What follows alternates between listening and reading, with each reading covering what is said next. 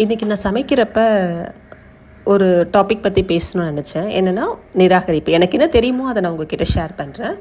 நிராகரிப்பு, ரிஜெக்ஷன். நம்ம லைஃப்பில் எல்லாருமே ரிஜெக்ஷன் அப்படின்றத ஃபேஸ் பண்ணி தான் இருப்போம்.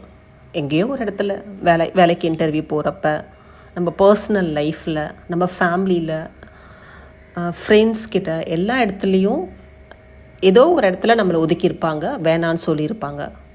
அது நமக்கு ரொம்ப மன உளைச்சலையும் கஷ்டத்தையும் கண்டிப்பாக கொடுத்துருக்கோம். ஆனால் அந்த மாதிரி சமயத்தில் நாம் எப்படி அதை ஹேண்டில் பண்ணணும்? ஒரு சின்ன எக்ஸாம்பிள் சொல்கிறேன், கேட்டுக்கோங்க. நம்ம ஒரு ட்ரெஸ் கடைக்கு போகிறோம், ஒரு 5 ட்ரெஸ் எடுக்கிறோம். அந்த 5 ட்ரெஸ்ஸில் 2 ட்ரெஸ் நமக்கு சூட் ஆகுது.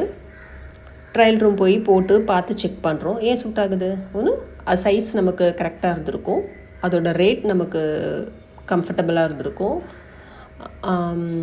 கலர் பிடிச்சிருக்கும், அதனால நம்ம சூஸ் பண்ணுறோம். மற்ற 3 ட்ரெஸ் அகெயின் ஹேங்கருக்கு தான் போகுது. அதை ஹேங்கருக்கு போகுது அப்படின்றதுனால அந்த ஷாப் ஓனர் அதை ஒன்றும் தூக்கி வெளியே போட போகிறது கிடையாது.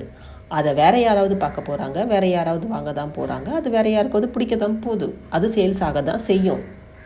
அதே போல் தாங்க நம்ம லைஃப்பில் நம்ம ஒரு இடத்துல நிராகரிக்கப்படுறோம், நம்மளுக்கு கிடைக்கல அப்படின்னா நாம் அந்த இடத்துக்கு தகுதியானவங்க கிடையாது, நம்ம அதுக்கு சூட் ஆகலாம், அவ்வளோதான். அதனால் நம்மளோட என்ன சொல்கிறது, நம்மளோட வேல்யூவை நம்ம கம்மியாக எடை போடக்கூடாது.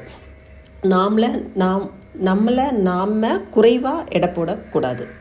நமக்கு எல்லா டேலண்ட்டும் இருக்குது. இந்த இடத்துக்கு, இந்த பர்சனுக்கு, இந்த ஆளுக்கு நாம் தகுதியானவங்க இல்லை அப்படின்னு நினச்சிட்டு சந்தோஷப்பட்டுக்கிட்டோம்.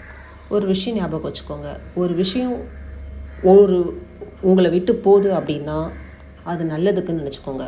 இப்போதைக்கு அது உங்களுக்கு கஷ்டமாக தெரியலாம், ஆனால் அதையே ஒரு 1 இயர் கழித்து திரும்பி யோசித்து பார்த்தீங்கன்னா, அப்பா அது நம்மளை விட்டு போனதே எவ்வளோ நல்லதாக இருக்கும் அப்படின்னு கண்டிப்பாக நீங்கள் ஃபீல் பண்ணுவீங்க.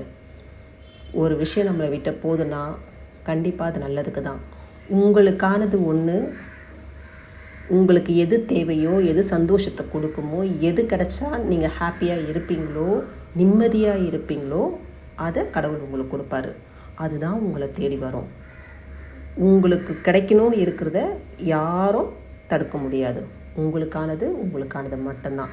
அது வரைக்கும் கொஞ்சம் பொறுமையாக இருங்க, அவசரப்படாதீங்க, நிதானமாக இருங்க, கொஞ்சம் பொறுமையாக இருங்க, எல்லாமே மாறும். ஓகேயா? ஸோ இனிமேல் ரிஜெக்ஷன் அப்படின்னா இதை மைண்டில் வச்சுக்கோங்க, சந்தோஷமாக இருங்க.